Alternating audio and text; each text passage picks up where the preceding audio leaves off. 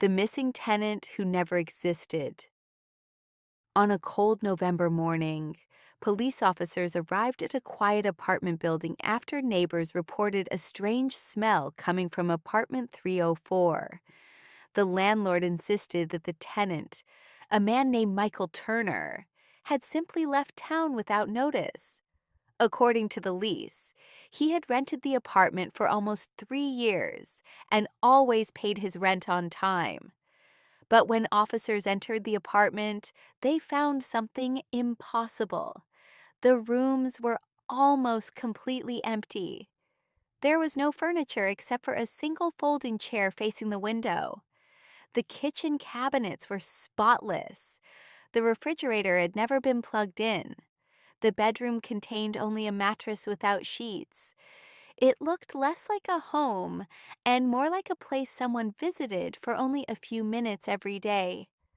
There were no family photos, no clothes in the closet, no toothbrush in the bathroom, and no fingerprints anywhere inside the apartment, except for the landlord's.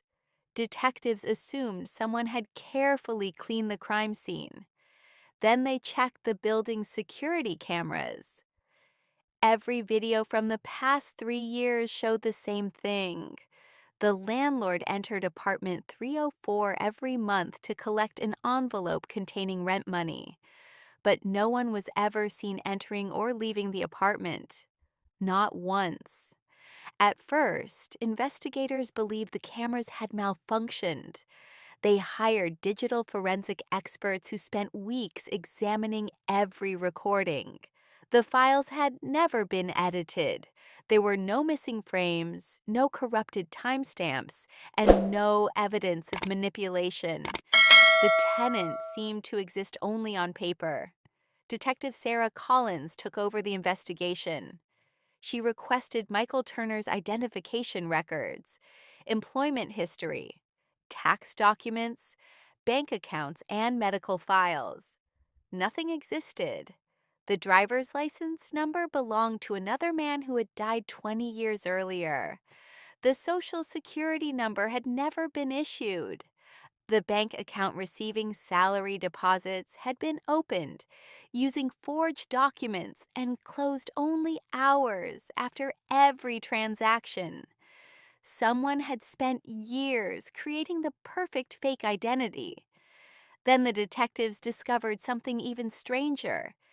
Every month, exactly 2 days before the rent payment arrived, a different security camera somewhere else in the city captured the same unidentified man wearing a gray baseball cap. He never looked directly at the camera. He bought a prepaid envelope, withdrew cash from different ATMs, and disappeared into crowded streets before anyone could follow him. The pattern continued for 34 months.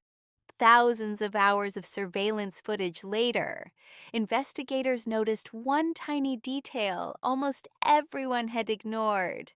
The man always wore different shoes, except once. On one rainy afternoon, the sole of his right shoe left a muddy footprint outside a small bookstore. Forensic analysts compared the pattern with a national database. It matched a rare brand that had been sold only 42 times in the entire country. Detectives finally had their first real lead. What they uncovered next transformed a simple missing person investigation into one of the most elaborate identity fraud cases the city had ever seen, and revealed that Michael Turner had never been the real target.